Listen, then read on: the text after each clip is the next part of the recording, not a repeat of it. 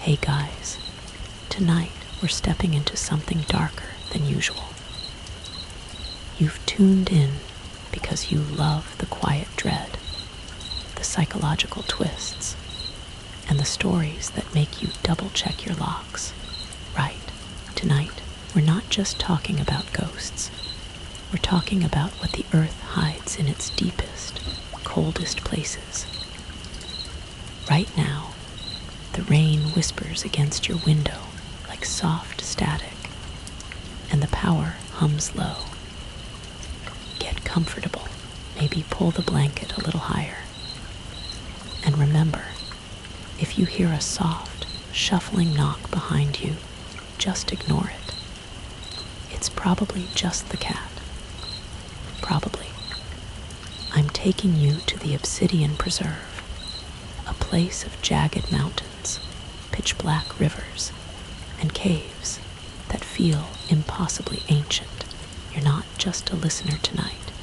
You are the narrator. You are Alex, the sole forest warden, living in a remote watchtower, so far from the nearest town that the only neighbor you have is the sheer, dark rock face of Mount Cinder. You've always been drawn to the edge, the quiet, the trees, the rush of wind down a ravine. It all makes more sense than any noisy city ever could. Your current home is a single room, timber cabin, no Wi-Fi, no TV, just the basics, and a view that would genuinely make an office worker cry on their treadmill. You found your purpose here, spending more time underground than above it, guiding people, mostly summer groups, into the park's designated caverns. Officially, you're an environmental field specialist. Unofficially, you're a caver. You know the smell of wet stone and rust better than you know your own perfume. Growing up, you didn't have much, and vacations meant a beat-up tent and a bag of cheap dollar store marshmallows. But those were the best days. You remember your dad, packing 2 cheap flashlights and a plastic helmet, taking you into the old, unsealed mine shafts scattered through the hills. It was always cool and damp down there, making you feel like a scrawny kid playing Indiana Jones. Those experiences shaped you. You didn't get the Tamagotchi or the new sneakers the other kids had, but you had real stories. Now, you spend your summers showing kids the rock formations and the tiny, skittish bats. You spook them with a quick, scary story, and they get a cheap, shiny junior caver badge. It's a good gig. But 5 years in, you've learned the first, crucial rule of the deep. Nothing is ever just what it seems. You ever wake up to the sound of birds chirping and the sun peeking through the cabin flap, and your first thought is, damn, that large animal was loud last night. That's a normal Tuesday here. But some sounds aren't wildlife. You remember the first time you were alone, deep in the Whispering Gallery cave, collecting water samples for a fungal study. The silence was heavy, pressing on your ears. You heard a sound, a distinct, rhythmic scrape, like rough leather dragging over granite. You froze, shining your headlamp into the darkness, but saw nothing. Yet, you felt the ancient, primal fear. This isn't horror movie fear, it's older. Psychologists have studied the depth effect, noting how the profound lack of sensory input in absolute darkness triggers a fight or flight response, often manifesting as auditory or visual hallucinations. But what you heard that wasn't a hallucination. You were a skeptic, an environmental scientist, and you convinced yourself it was just rock settling or air moving, but the scraping stopped the second your light hit the wall, and the stillness that followed was suffocating. Researchers still argue whether true, perfect stillness can exist in nature, or if it's purely a psychological construct you keep telling yourself it was just the wind. So, before you settle in, take a second to like the video and subscribe. But only if you're brave enough to handle what's coming. Comment below and tell me where you're listening from and what time it is there. Now, turn off the lights. Maybe keep one candle burning. And let's begin tonight's haunting together. You're walking through a memory now, back to your early days, when you were just a trainee. All fresh environmental science degree and nervous energy. Most of your time was spent hauling gear, holding flashlights, and trying very hard not to mess up. It wasn't glamorous. Real caving, your kind, isn't about machetes and adventure. It's controlled, precise science. You learned what clay looks like when it's ready to collapse, how to read airflow off a dead end, and what to touch and what not to. The head of your training team was a man named Dean.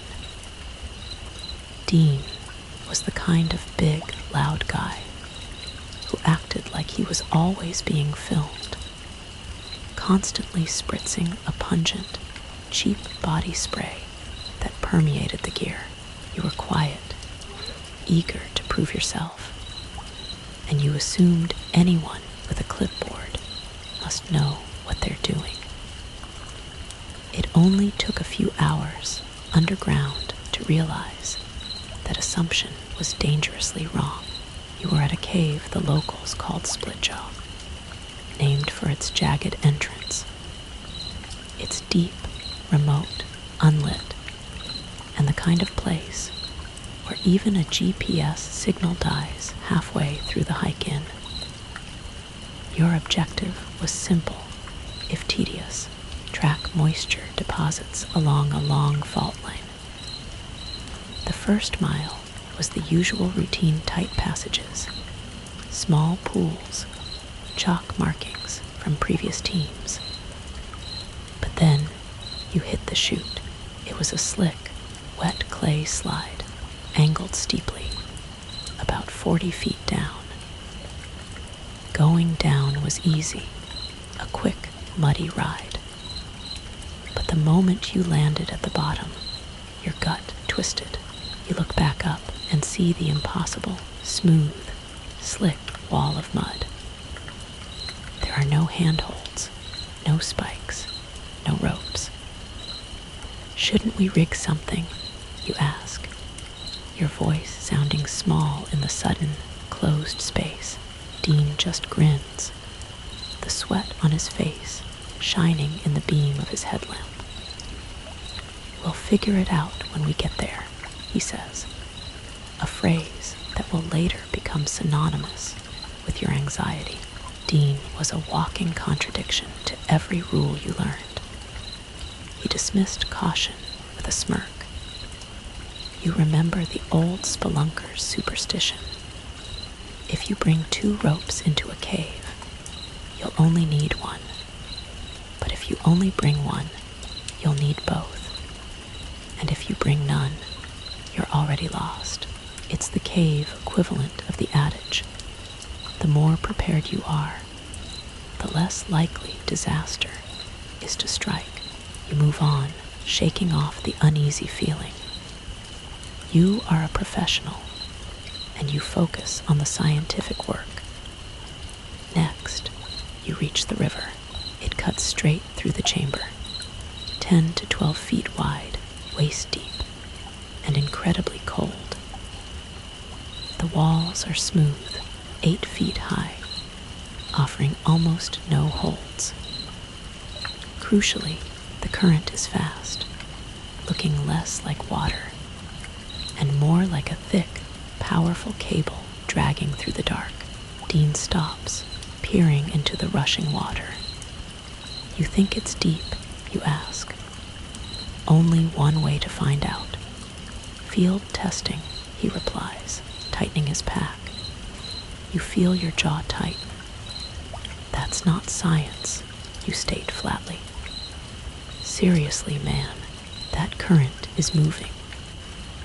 If we screw this up, we're not climbing out of here, much less back up that clay slide. You know the psychological trap of sunk cost fallacy. You've already come this far. You're already wet.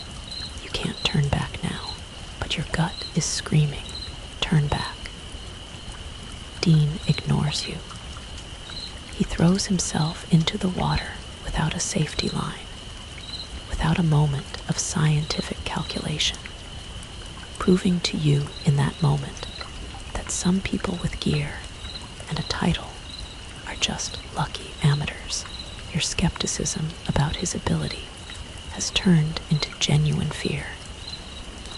You watch as the cold water hits him like a physical blow. You know you have to follow, or he'll be on the other side alone. You step in, bracing yourself, and immediately the current slams into your legs. The current hits you like a truck. It's waist deep and cold as hell, a cold that goes straight through your thick caving gear and into your bones, stealing your breath. You nearly lose your footing twice before you manage to claw your way to the opposite wall. Scrabbling up the smooth, wet rock takes everything you have. You scrape your forearms raw, your fingernails digging into tiny fissures, cursing Dean under your breath the whole miserable climb, but you make it. You pull yourself over the lip and collapse onto the gravel bank, watching the others behind you struggle. Dean is already halfway across the small chamber, but he's facing the river, watching the others, a triumphant grin still fixed on his face. That's when the memory shifts, and the simple fear of cold water turns into something sharp and absolute. Dean stops moving, just stops mid-step, like he's hit an invisible wall under the surface. The grin vanishes, replaced by a momentary, confused look of bewilderment. Then he lurches violently forward and goes under. He didn't slip, he was pulled. The reaction is instant panic. One of the trainees drops his expensive pack into the current. Another jumps back into the water. It takes 3 of you fighting the current that seems to be actively pushing back, like the river itself doesn't want to release him, to drag Dean back onto the bank. When you finally haul him out, his body is convulsing, and the raw, horrible scream he lets out fills the cavern, echoing off the stone walls in a deafening, panicked chorus. You immediately start assessing him. His leg is torn up, deep red gashes down his calf and thigh. Horrible, but manageable. Then you see his foot. The worst part, the toes are gone, not mangled, not crushed by a rock, but gone, like something had bitten straight through the thick, waterproof leather of his boot and the flesh beneath. Cleanly, you stare at the ruin of his foot, the boot's empty space, and the immediate, terrifying thought is that this isn't an injury from a fall. There was no blood in the water when when he went under. No flash of a shape, no warning, just him and then the pain. You're forced into emergency mode. You use a clean shirt to wrap the leg and a spare rope as an improvised tourniquet. It's messy, but it's enough to stop the bleeding and get him moving.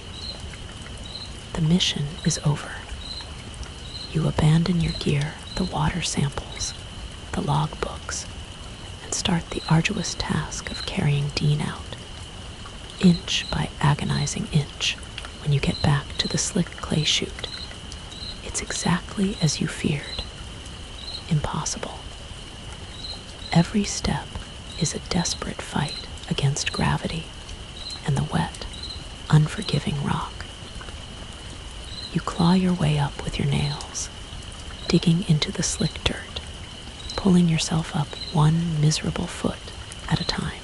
The sheer exhaustion and adrenaline make you realize how stupid and unprepared you all were. If you hadn't made it out, you'd still be there, waiting for a chance that would never come. This cave water incident is a terrifying echo of the Ninja Nisano phenomenon in Japanese folklore, a legend about massive, pale, human-like entities supposedly living in deep ocean trenches, and in some variations, fresh water, like the river entity. The ninjin is often described as fast, strong, and impossible to pin down. You file a detailed incident report. You include everything: the pull, the wounds, the bite, but you omit the part where you couldn't go near water for weeks afterward. The primal fear that the silence of the dark pool was just waiting to yank you down. You believe in being skeptical, in applying science, but the evidence of the bite mark, clean, sharp, and impossibly strong, defies any known biology.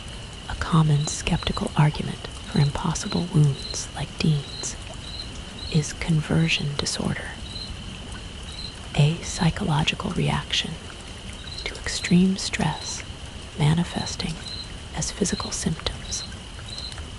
But Dean's toes were gone. You remember the look of sheer animal terror on his face. Dean quit the next week. He never came back to the station. He's probably working in a dry, fancy boardroom now, miles from any wilderness. And if you ask the rangers who have been here a long time, the ones with the 1,000-yard stare, they'll confirm. No one goes back to Split Joe. Officially, the word is hazardous conditions, but the truth is, something strong, fast, and quiet was in that water.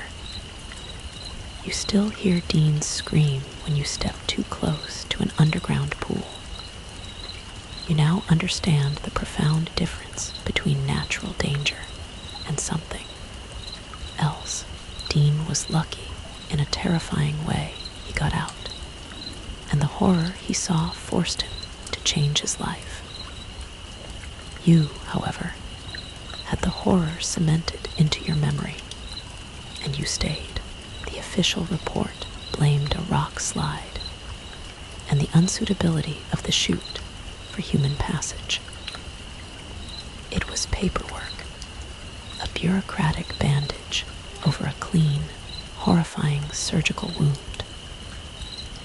But you still think about the river, about the way the water fought you, and you realize that piranhas don't live in cold mountain caves, and no amount of rushing water can make a stationary rock bite a man's toes off cleanly through a boot.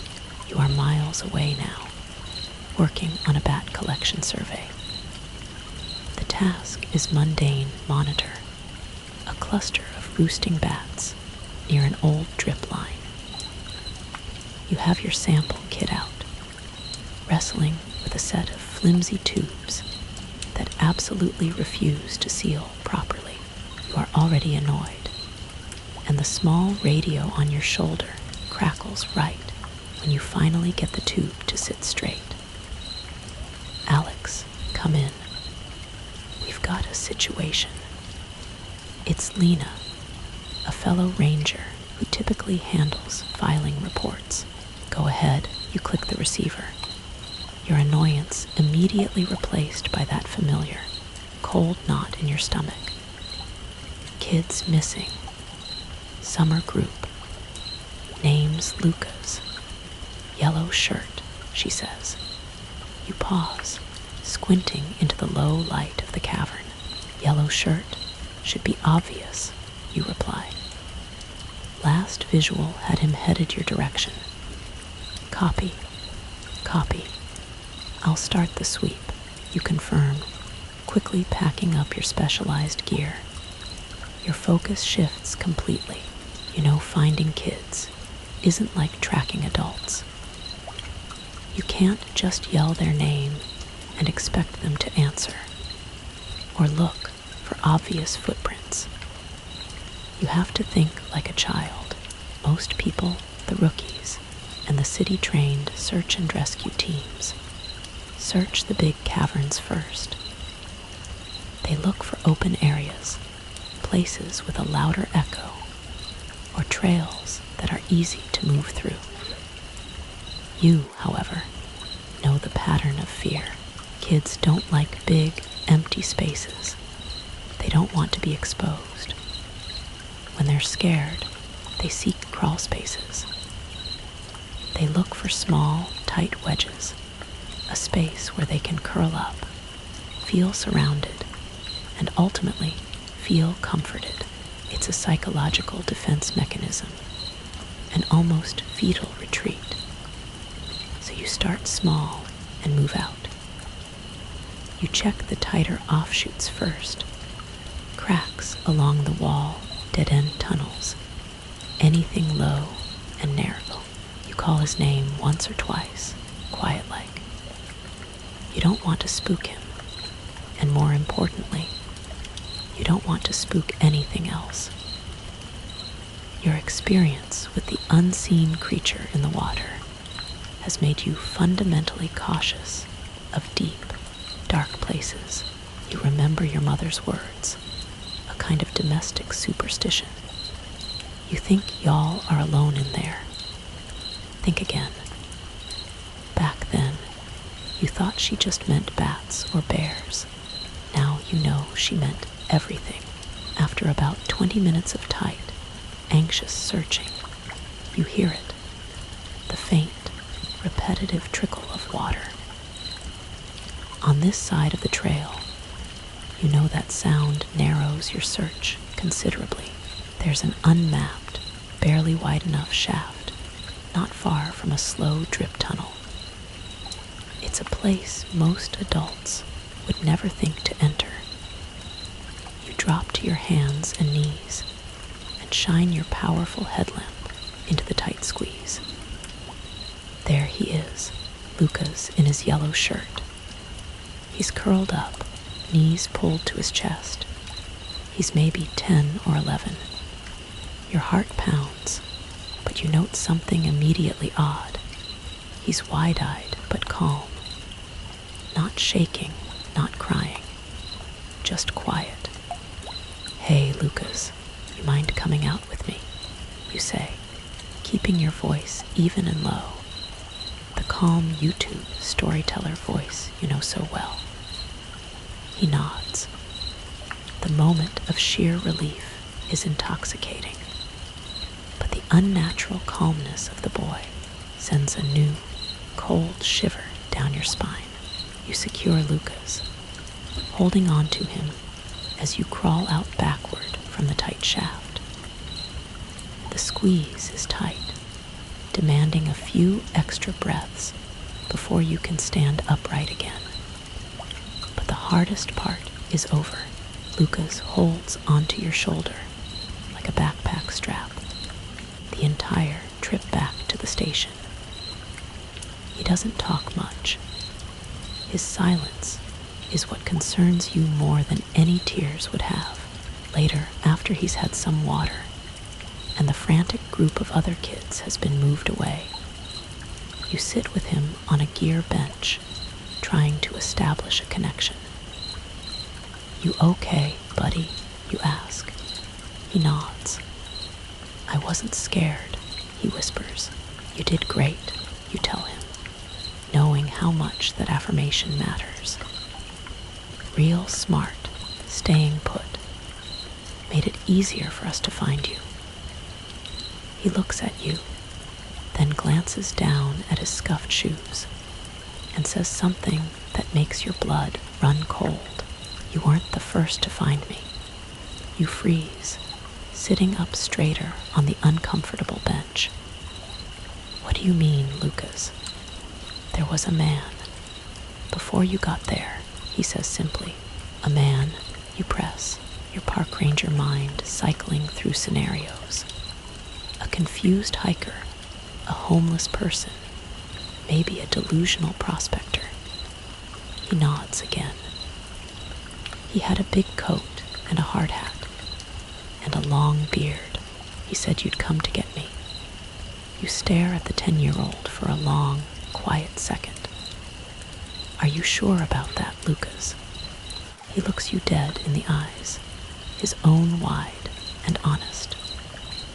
"He said his name was Henry. The problem is, you know there's no man named Henry working in the park. And there hasn't been a legitimate mining team in these mountains since the 1970s.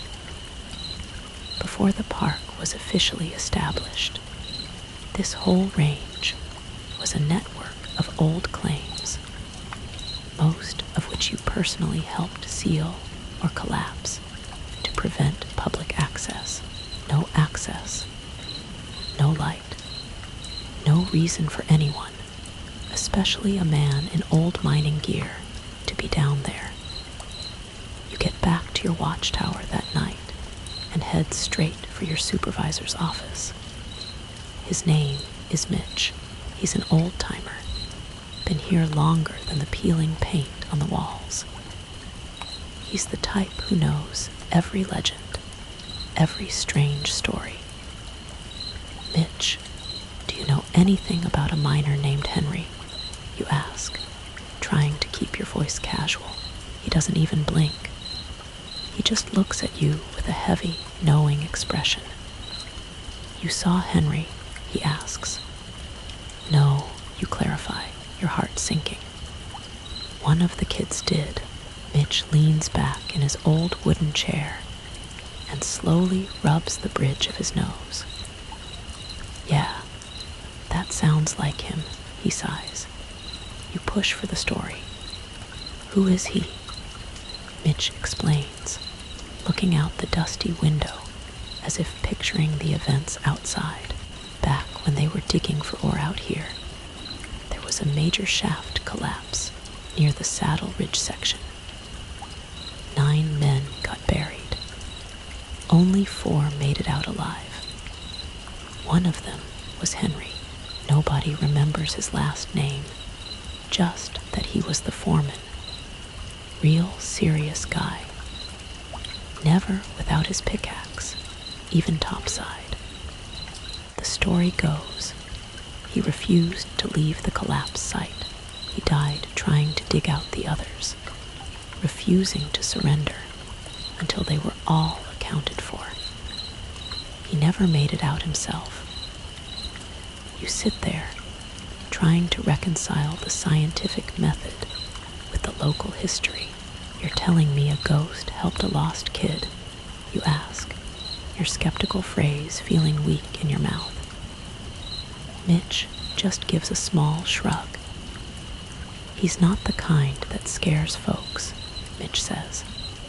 "He's quiet, stays out of sight unless he's got a reason.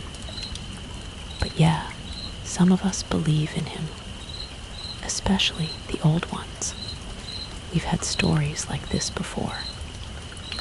This phenomenon, a protective spirit tied to a tragic location, is common in global folklore, sometimes referred to as a genius loci, or protective spirit of place, a being rooted in a specific geographical area, which confirms that it's not an isolated event.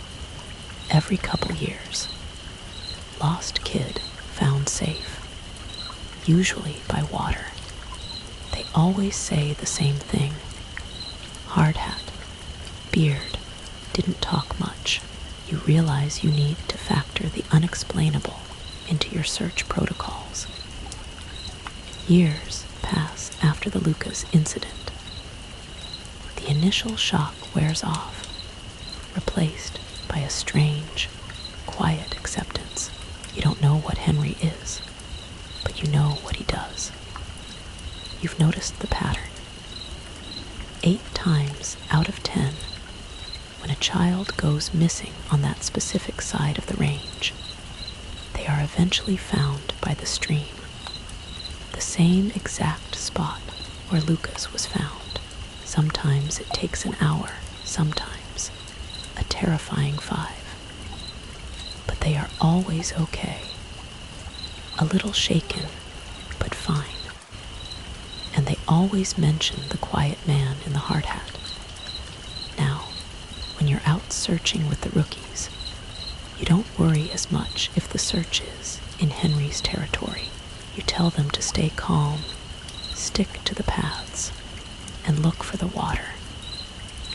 And when you find the kid, because you usually do, you ask them what happened. Most of the time, they just say, "A man helped me." You know who they mean, but the friendly ghost of Henry, the protective specter, is only one side of the coin. The caves hide good things, like Henry, and they hide terrible things, like the creature that bit Dean. You've been forced to accept that there are animals that don't appear in any guidebooks, injuries that can't be explained by geology, and sounds that are decidedly not the wind. You don't have any theories. You are a skeptic who has learned how to work around the things that don't make sense. The terrifying part of your memory flickers back to a time before Lucas, a deeply buried incident you've kept off the books. This was when you were still training and the rock bridge collapsed. You'd been in the cave 100 times. It had a neat little natural stone bridge about halfway through. You were almost across with a group of middle schoolers, mostly city kids who got loud when they were nervous, which you preferred to quiet terror. Then the section of rock snapped, and down you all went. It was only a 6 or 7 foot drop, but one of the girls landed wrong. A couple of rocks slid with you, and one pinned her leg. She screamed loud, and everyone else immediately followed suit. Your partner, Josh, was already on the radio calling for help. You kept the girl talking, focusing her breathing, asking her about her dog and her favorite TV show. She calmed down quickly. She was tough. The rescue team was fast, trained for this. They had her out in less than an hour, her leg only badly bruised, not broken. But while you waited, the others were moved out for safety, and you were stuck there. Just you and the girl, in the tense, post-panic silence, and then you felt it. The feeling that you were being watched. It's a stupid, cliché thing to say, but you knew it. It wasn't a feeling, it was a certainty. Something had its eyes on you from the dark tunnel ahead, past the reach of your headlamp. You remember the cold, paralyzing dread that spread through you. The superstition that deep caves are guarded by unseen, predatory spirits. often referred to as trollfolk or cave nagas, is common in Scandinavian and Eastern European folklore. The dread was like a physical pressure. And then you saw them. Two small red points of light, round, unmoving. They just hung there, suspended in the absolute darkness, like a pair of glowing coals. You didn't say a word. You made sure the girl didn't look that way. You rushed the team. You told them the atmosphere in that section was dangerous, unstable. They thought you were spooked from the fall. You told yourself it was probably just a raccoon or an owl, maybe even some stupid teenager with a flashlight trying to prank you. You get pranksters like that every now and then. But as soon as the girl was safely out and the rescue team cleared the area, you told them you needed to double-check something. You went back in, alone. You know, that was the dumbest, least scientific thing you'd ever done. But you had to know. You drop back down into the collapsed section of the tunnel. The adrenaline is surging, but your movements are slow, precise. You know what pure fear feels like. It was the moment Dean went under. This feeling is colder, more investigative, a dread mixed with a scientific need to identify the threat. You crawl past where the bridge had been, past where you landed. The cave narrows quickly. You have to duck, then crouch, then finally drop to your belly and crawl.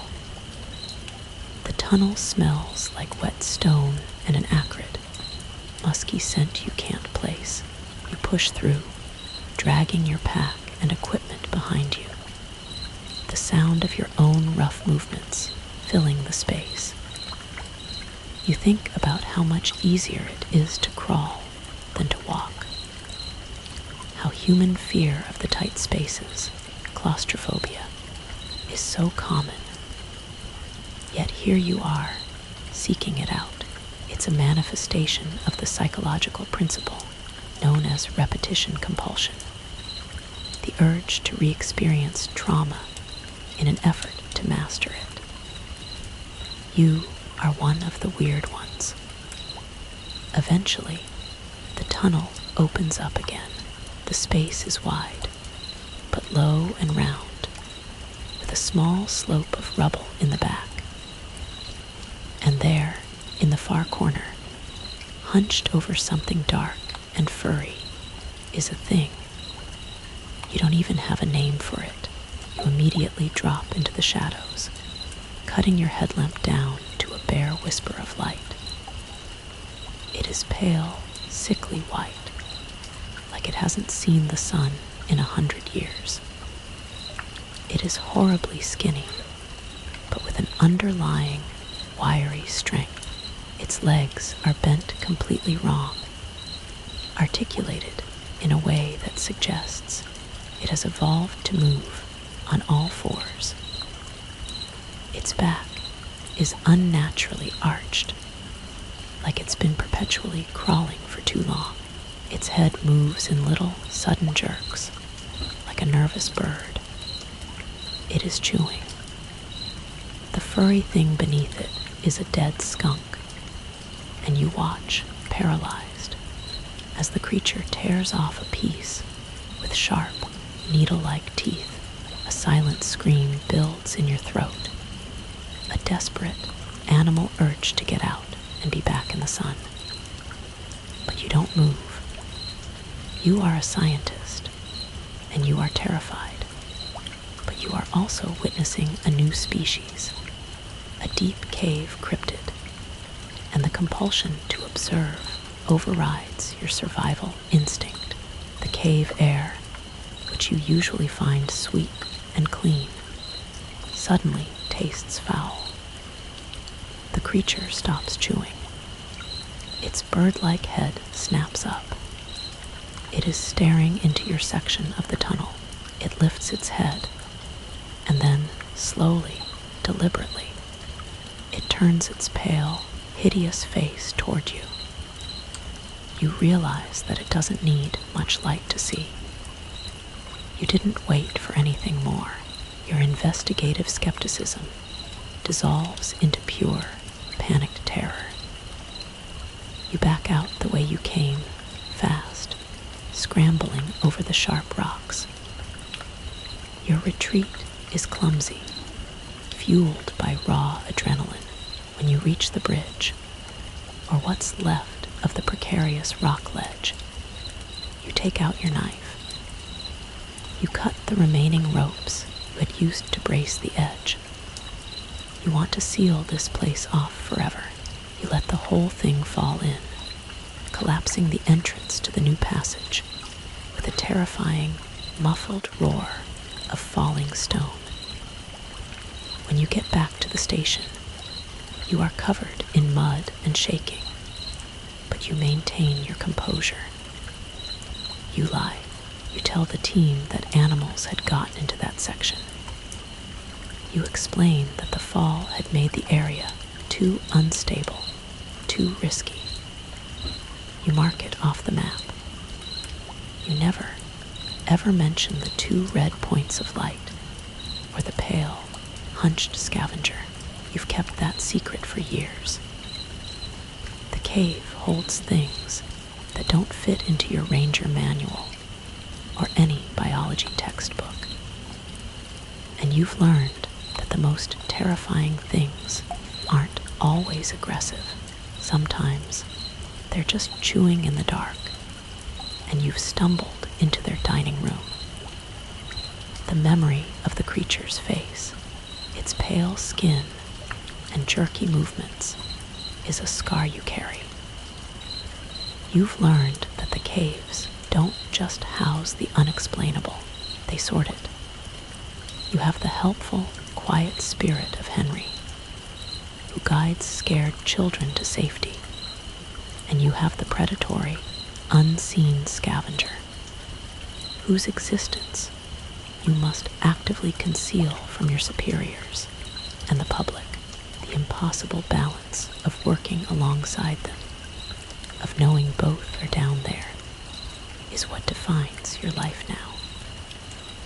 A few weeks after sealing off the scavenger's passage, you find yourself back near the old collapsed shaft by Saddle Ridge. You're doing a surface check, logging mineral runoff, a safe, mundane activity. You stop near the sealed entrance, the one Henry is tied to. You think about the miner, the foreman who died trying to save his men. His is a ghost story that doesn't cause fear. It breeds gratitude. You take a paper cup from your pack and pour in the last of your lukewarm thermos coffee. It's a ridiculous, unscientific thing to do. You set the cup on a warm rock ledge. Then you tear a small corner off your breakfast bread and place it carefully beside the cup. You are leaving a gift. It's a strange, personal ritual, a form of active superstition. You don't know if it matters. You don't expect anything in return. But it feels right. A payment of respect to the spirit who helps you complete your job by protecting the lost children. It's a stark contrast to the lies you told to seal off the scavenger's territory. You are maintaining a delicate, paranormal ecosystem. This act of leaving offerings for nature spirits or protective entities is a practice found in numerous global traditions, from the Disir of Norse belief to the tutelary spirits of Roman religion. It's a way of acknowledging forces beyond human control and seeking their tacit approval for passing through their domain. You return the next day. The coffee cup is still on the rock ledge. The square of bread is gone. The cup is empty. No animal has touched the area. It's quiet, clean, and empty. You are not surprised. The way you see it, Henry is a part of this place, same as the rest of you. The only difference is he's got more history in his bones. The incident with Dean taught you a permanent lesson. Always bring rope, even if you don't think you'll need it. The ghost of Henry taught you an even deeper lesson. Some things that don't make sense are actually helping you. You continue your work, leading groups during the busy summer and conducting solo research during the quiet off-season. You still love the quiet, the cold air, the crunch of gravel under your boots. You like how your voice bounces off the walls in funny ways. And you still find a strange comfort in the earthy, damp smell of the caverns, reminding you of being a kid with your dad. But even you, the self-proclaimed weird one, have to admit there are times when it gets too quiet, when the silence is heavy, when you're real deep inside the mountain and it feels like you're not alone. You check your flashlight, even when it's fully charged. The knowledge of the scavenger in the sealed tunnel is a subtle, constant weight. You remember the feeling of panic from the kids you guide. You remember the boy who threw up in his helmet. It's never the tight spaces that truly get them. It's the stillness, the silence, the feeling of having dropped off the face of the earth. You tell yourself you love it, but you're constantly listening to that stillness, waiting for the one sound that doesn't belong. You've learned to compartmentalize the job. There's the surface work, trail maps, paperwork, and smiling for tourist photos. Then there's the underground work, mapping, water testing, and logging bat populations. And then there's the third layer, the unspoken, the ghost, the cryptid, the water that bites. You get a promotion last fall, field lead, a fancy title, a slightly bigger paycheck, and still the same familiar dirt under your nails. The best part, you upgraded from tough, chewy beef jerky to actual pan-fried bacon for breakfast. That alone feels like a victory. You keep the jerky in the glove box out of habit, but it's a mere relic of your survivalist past. The promotion comes with more control. You get to run your own research schedule during the off-season. No school groups, just you, the rocks, and a long list of mineral shifts and fungal growth studies the lab wants. You miss the kids, the look on their faces when they first step into a massive cavern and realize how big and quiet the underground world truly is. But these winter months are peaceful, quiet. You fall into the rhythm of fieldwork. Wake up early, gear up, hike out, take your samples, document, get back before dark, repeat. You don't mind the routine. It's a necessary structure in a world that consistently proves to be chaotic and illogical. You send the samples back in coolers or haul them out on foot. It keeps you moving, and movement is life. And yes, you still bring Henry his coffee. Not every week, but often enough. Sometimes it's a paper cup on a warm rock ledge. Sometimes It's a folded napkin with a piece of bread. You know Henry is a constant in your life. The quiet of your off-season routine is eventually interrupted. A small research team, specialists in biospeleology, the study of life in caves, comes into the park to investigate a rumored population of troglodytes, animals that live their entire lives in the dark. They want to explore a section of the caves that runs near the collapsed bridge, the one you sealed. Your new status as field lead means you have enough authority to run interference. You guide them through the safe, mapped sections, pointing out harmless cave fauna and explaining the geology. You are a skeptical authority figure, always using an investigative phrase. We're still collecting baseline data to confirm the environmental model. Or researchers still argue whether the initial reports were real, to downplay anything too strange. But the biospeleologists are persistent. They show you their sonar data. It indicates a massive, unmapped void near the Saddle Ridge fault line, a chamber deeper than anything currently on the public map. It's exactly where you sealed the scavenger's tunnel. You feel a familiar, icy panic. That's an old, unstable fault line, you say, your voice calm but firm. It's been marked off. Too unstable, too risky for a full field study. We had a miner collapse there years ago. You are professional, but you are lying, concealing the existence of the cryptid. The team leader, a thin woman named Dr. Kale, nods politely. We respect the park's closures, of course, Alex, but the environmental data is too compelling. The sheer volume of airflow suggests a massive secondary exit point or a new entrance entirely.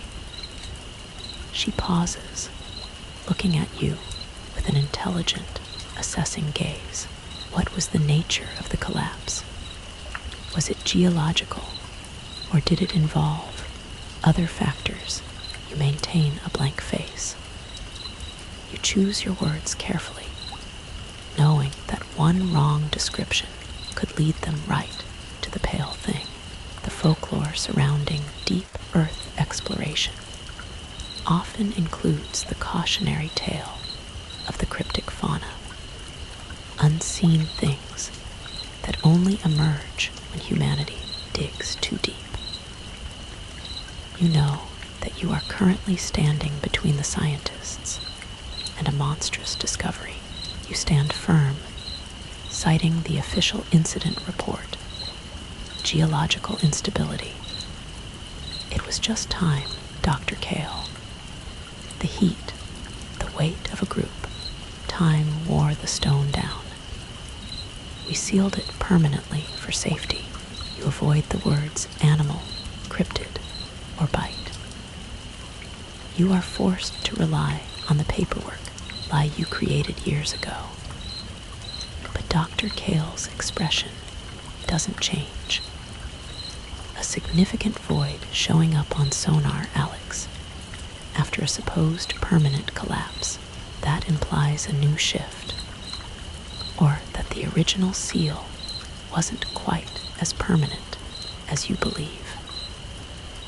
We'd like permission to conduct a minimal survey near the original rockfall site, strictly non-invasive. You know you cannot let them near that area. If they find the small crawl space, the larger chamber, or the pale thing's remains, the park would be shut down, and the scavenger would become a spectacle, or worse, a target. You have learned to live alongside the unexplainable, and you're convinced your actions are a necessary form of conservation. You realize this is the price of the field lead title. You don't just protect the park from people, you protect the darkness from the light of curiosity. We can't authorize that, doctor, you say, your voice dropping into the authoritative field lead tone. The geological risk is too high. You're welcome to study the bat populations in the South Passage or the mineral shifts in the North Chamber. Those are both within park safety parameters. You've created a bureaucratic barrier to protect a primordial horror the team eventually concedes, but the tension remains. You feel the silent weight of their skepticism. Why is he so determined to keep us out of one specific section? The experience reminds you that science, when faced with an anomaly, will always seek an explanation. But you learned a long time ago, you stop looking for explanations. You just learn how to work around the things that don't make sense. Your focus shifts to the water samples you're collecting. You're deep in the glass pool cavern, named for the pool so still it looks like liquid glass. You're taking water quality samples, carefully lowering the probe into the dark, silent water. Since the Dean incident, you've developed an almost ritualistic caution around cave water. You never put your hand or foot in without absolute necessity, and you always use the longest sampling tools you have. You remember the sound of Dean screaming. You remember the look of his foot. You know that water inside a cave is never just water. It's a highway for the unseen, a hiding place for things strong and fast. You lower the small, scientific probe into the pool. The cable runs slack, and the data begins to transmit to your handheld logger. You are concentrating on the digital readout, pH, temperature, dissolved oxygen, when you feel a sharp, almost imperceptible tug on the line. You freeze. You immediately feel that familiar, cold knot in your gut. It's exactly the kind of unexpected force that pulled Dean under. The tug is not the drag of the probe hitting the bottom. It's a pull. You realize, with paralyzing horror, that the line has gone taut and the tug is coming up. You stand there, a field lead with years of experience, a skeptical scientist, paralyzed by a simple, tight wire. You think of the liminal space concept, where folklore suggests dangerous entities thrive in the transitions, the edge of the water, the mouth of a cave. You wait, holding your breath, the small, quiet sound of your own heart pounding in your ears. The line goes slack again. You slowly, painstakingly begin to reel the probe back in, your hands shaking slightly. You watch the cable emerge, inch by agonizing inch. The probe is intact. The data is fine. But then you see it, wrapped tightly around the probe's metal casing, is a single, long, dark hair. Not animal fur, not human hair. It's too thick, too coarse, and smells faintly of salt and decay. You stare at it, confirming the impossibility of its existence in the pure, closed environment. You carefully remove the hair and place it in a sterile sample bag. The scientific mind demands analysis. The horrified mind demands you throw it into the deepest fissure you can find. You compromise, bagging the impossible specimen, knowing you will never log it in your official report. You hike out of the cave, the strange saline hair sample carefully tucked into your deepest pocket. The sun hits your eyes. You blink a few times, adjusting to the brightness. It's the moment you live for, the shock of the surface world after the profound darkness. The whole sky is waiting for you. But tonight, the relief is muted by the memory of the tugging wire and the dark, unidentifiable strand of hair. You know you need to investigate the water entity, the thing that almost took Dean, and that just nudged your probe. But you can't go back to Splitjaw, and you can't authorize a deep dive on a known danger. Instead, you use your field lead authority to launch a new solo research project: subterranean acoustic monitoring. It's officially a study of geological shift sounds and bat echolocation patterns. Unofficially, it's a way to listen for the scavenger and the water entity. You spend weeks setting up delicate hydrophones in the deeper, remote pools and seismometers near the collapsed fault line. You're looking for a sound that isn't wind, a vibration that isn't rock settling.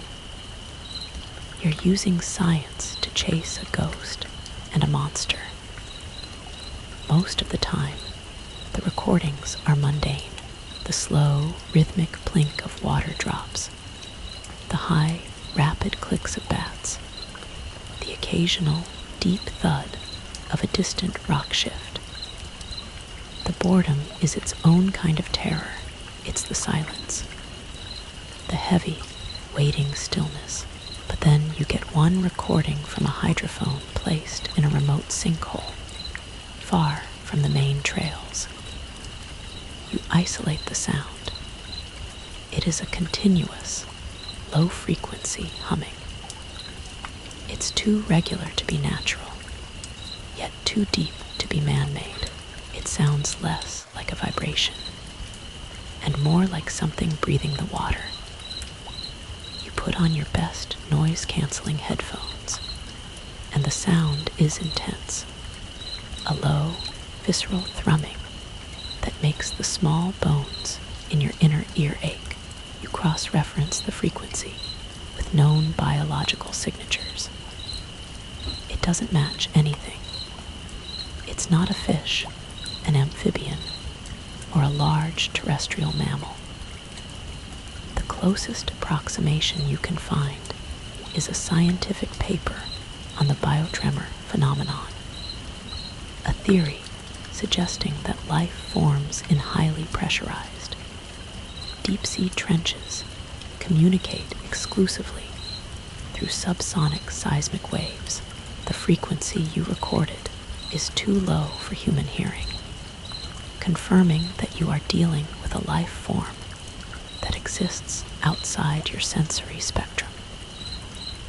As you listen, you think about Henry. Your mind demands a connection. Is Henry helping you by keeping the children away from this humming entity? Is the water where he always guides them, the stream where they are found, a designated safe zone, a boundary established by the ghost miner? It's a terrifying thought that the rules of the cave are set by the dead and the dark, and you're just trying to follow them. You decide you need to make another offering, a bigger one. The humming frequency is growing stronger on your speakers, louder. You feel a need for protection, a strange superstition that offering Henry something will somehow lessen the risk of the water entity. you make the hike out to Saddle Ridge. This time, you don't just bring coffee, you bring a square of bacon, the victory bacon from your promotion, and a small, antique brass miner's lamp that you found at a vintage shop. You leave the bacon and the lamp by the collapsed shaft. You leave it all out on the cold stone, a silent appeal to the protective spirit. You feel ridiculous, a scientist leaving an offering of meat to a ghost. But your survival instinct has taken over. You return to the station. You listen to the hydrophone recording again. The low humming is gone. The silence is back. The heavy, peaceful, terrifying silence. You check the time of the last recording. The humming stopped exactly 5 minutes after you left the offering. Researchers still argue whether the temporal correlation was real or merely confirmation bias. You don't care. The silence is enough. The off-season continues, a blend of meticulous scientific work and terrifying, whispered folklore. You spend your days collecting data on fungal growth, and your nights listening to your own recordings, searching for that impossible hum. You are forced to admit that your life is now defined by the things that hide in the cracks and the cold. The scavenger, the creature you sealed off, remains a constant, low-level anxiety. You worry that the geological shifts, the same shifts Dr. Kale detected on sonar, could eventually reopen the passage. You know what would happen then. A pale, wiry predator would be released into the main network. A danger you couldn't possibly contain without causing a panic. You take a hike out to the original collapsed bridge site.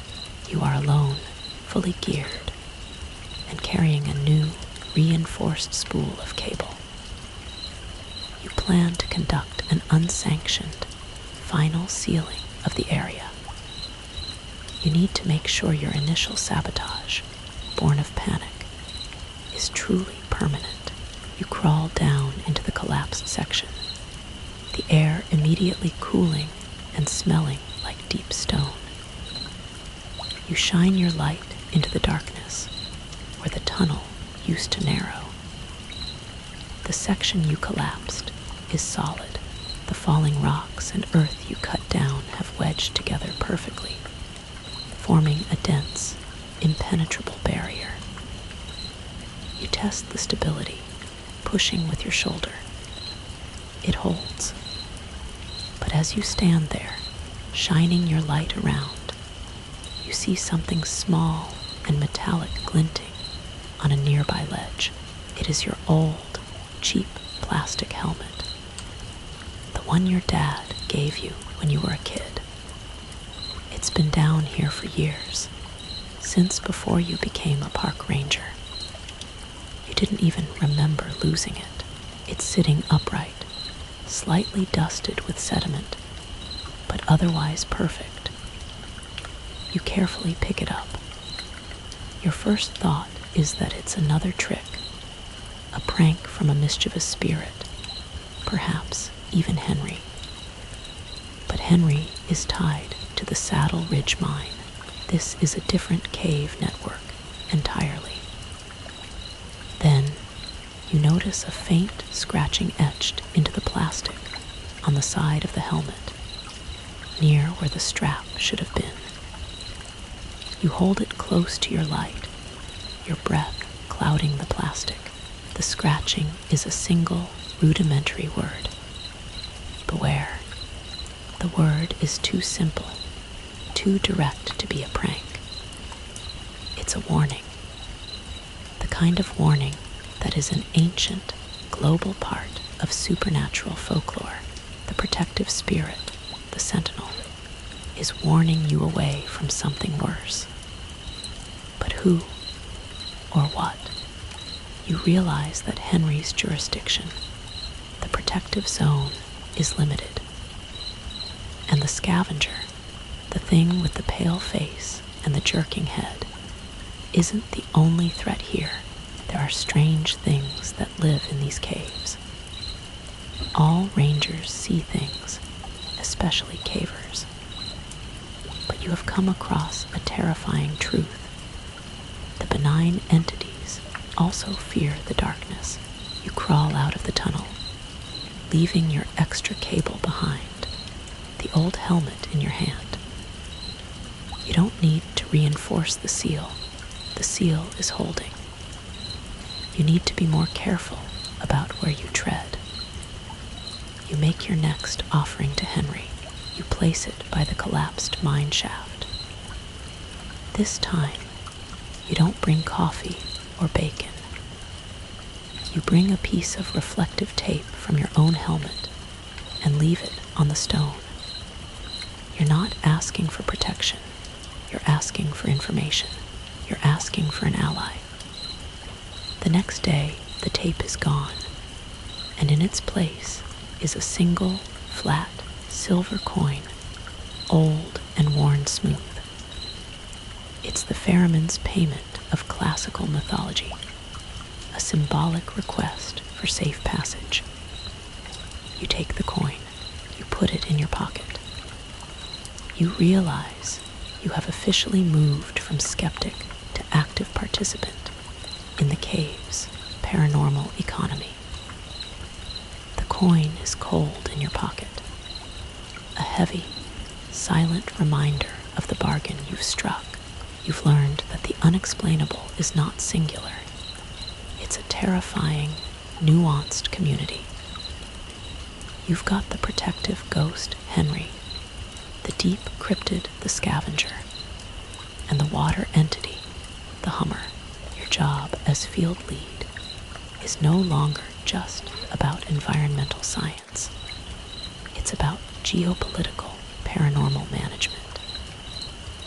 You spend the next few weeks tracking the missing children records, trying to find a pattern you've missed. You realize something disturbing about the rescues near Henry's territory. The kids are always found near water. This is the very thing you fear since the Dean incident. Why would a protective spirit guide children to the most dangerous location? You cross-reference your findings with the hydrophone data. The children were never found in the areas where the low, unsettling humming was loudest. They were found in a quiet, still stream, a buffer zone. You realize Henry wasn't just guiding them to you. He was guiding them to the only place the water entity couldn't or wouldn't go. The stream is their equivalent of a fence. The feeling of being watched during the cave-in wasn't just the scavenger. It was the entire cave network, asserting its terrifying rules. Researchers still argue whether the perceived intelligence in these phenomena is truly sentient or merely a sophisticated environmental defense mechanism. You learn to walk without making noise, to crawl without panic, to know the difference between a rock shift and something else moving in the dark. You're an expert now. One late afternoon, you're hiking back from a bat survey. The sun is already setting, casting long, dark shadows that look like moving figures. You are tired, cold, and ready for your bacon. You stop to check a remote trail marker. As you bend down, you hear a sound from the woods. It's a very faint, repetitive noise, like something metallic being scraped against stone. You freeze, instantly on high alert. You recognize the rhythmic, sharp clink-scrape sound immediately. It's a pickaxe. You quietly step behind a massive pine tree. You cut your headlamp. The hair on the back of your neck prickles. You wait, your senses straining in the near dark. The sound is coming from a section of the woods that is too far from any legal trail and too close to the collapsed mine. Then a figure emerges from the deep shadow. He's tall, dressed in what looks like old, rough canvas, and carrying a long-handled tool over his shoulder. You can't see his face clearly in the gloom, but the outline is distinct. A large coat, a wide-brimmed hat, and a distinct, long beard. Henry.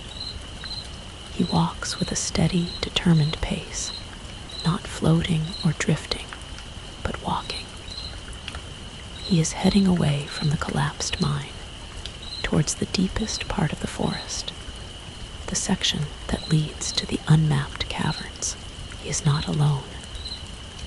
Trailing about 10 feet behind him, struggling slightly to keep up, is a small, pale shadow. It's roughly human-shaped, but it moves with that distinct, jerky, unnatural arch you remember so vividly, the scavenger. You watch as Henry walks, and the pale thing follows, keeping a respectable, fearful distance. It's a silent escort, a guided tour. You realize Henry isn't just guiding children. He's herding the threats. He's defining the territory, physically forcing the cryptid further away from the paths. The pickaxe, the tool he died holding, is now his shepherd's staff. You are witnessing a profound, terrifying moment of pure paranormal ecology. This is why the scavenger hasn't been back to the main trail since you sealed the tunnel. You watch until Henry and his pale companion disappear into the deep, fading light of the forest. You stand up, feeling a strange mix of profound relief and abject terror. You now have confirmation that the benign and the malevolent entities exist simultaneously and interact. You've seen enough. The job has become a strange, secret war. You realize that most folks would run, laugh it off, or pretend it never happened. But you don't. You get up the next day and go back in. Because that's the job. You are the keeper of the truth, the silent ally of the ghost miner, and the reluctant guardian of the cryptid's boundaries. You continue to bring Henry his token payments. The silver coin is always in your pocket. You've learned that the safest way to exist in the preserve is to respect the unexplainable. The winter is long and quiet. You focus on your research, now with a new perspective. You're not just looking for mineral shifts. You're looking for signs that the boundaries are holding. You check the water regularly for the low-frequency hum. You hike the perimeter where you saw Henry and the scavenger. You find no signs of the cryptid, only the occasional, solitary boot print from an impossibly old pair of shoes, Henry's. The ghost is keeping watch. The rhythm of fieldwork is your anchor. You are cold, wet, sore, and you constantly question your choices. You've gotten used to eating granola bars at 3 a.m. and waking up with your face half frozen to your sleeve. But you've also seen things most people never will. The light filtering through crystalline quartz, like like a golden lantern. Bats swirling overhead in perfect, soundless motion. Pools so still they look like flawless glass, and sometimes things you can't quite explain. You've learned that kids don't wander far, but they don't always go where you'd expect. That the smallest spaces are where you look first. That water inside a cave is never just water, and that you always bring rope, even if you don't think you'll need it. The memory of the impossible wound on Dean's foot serves as a constant, nervous humor. You often tell the story, minus the biting entity, to the new trainees, emphasizing the absolute need for caution and proper gear. You've turned the trauma into a cautionary tale. As winter fades, the quiet is finally broken by the sound of the first group arriving for the summer season.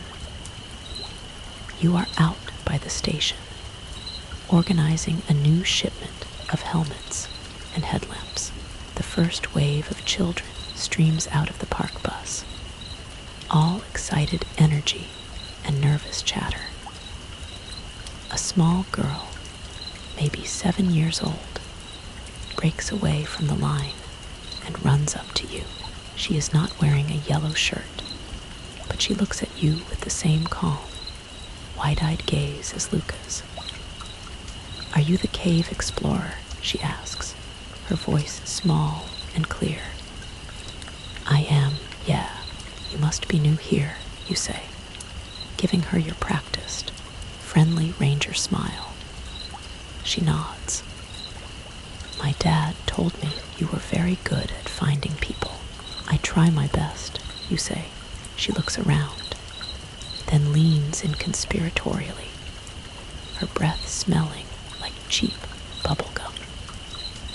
"A man said to tell you he found your silver friend." Your smile falters. You know the girl hasn't been within 5 miles of the collapsed mine. You reach into your pocket, and the silver coin, the ferryman's payment from Henry, is gone. Your protective charm, the strange currency of the deep, has been retrieved. The knowledge is a cold, sharp blade of dread. "What man was that, sweetie?" you ask, your voice calm, but your heart pounding a frantic rhythm. "The one with the big coat," she whispers. "He said it was dangerous to carry that much." You realize that Henry is not just a protector. He's a watchful presence in your life. He is setting the rules of engagement, even for you. And the start of the summer season means the boundaries he established are about to be tested again. The little girl skips away to join her group, leaving you with the chilling thought that Henry is not only watching the caves, but also watching you. The silver coin is gone, leaving a cold void in your pocket.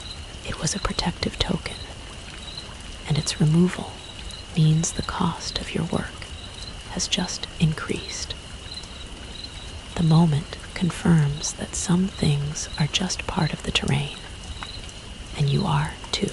You put on your new field lead helmet, the one without the Beware etching. You clip your whistle to your vest and make sure your spare rope is secured. The mundane actions are a necessary shield against the profound strangeness. You know these tunnels well enough to make it back without markers. But today, you rely on the map, the science, and the absolute certainty that something pale and strong is waiting for a mistake. You lead the first group into the mouth of the Whispering Gallery. The kids are loud, excited, shining their cheap flashlights haphazardly. You start the tour with your practiced, nervous humor. You teach them about stalactites and the geology. You tell them the scary stories, the ones that are almost true. You feel the old excitement. You are the person who gets a call, drops everything, and ends the day with everyone accounted for. You are the one who helps a kid out of a tight crawl space.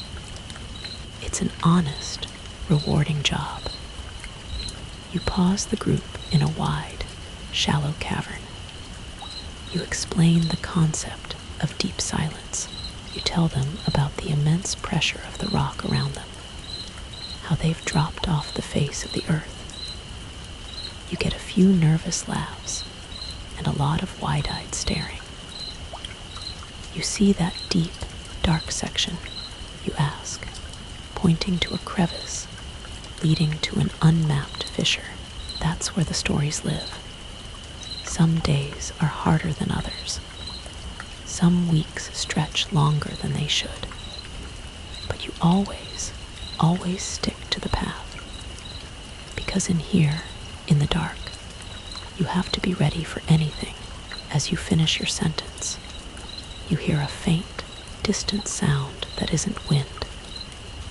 It's a rhythmic, dull clink-scrape.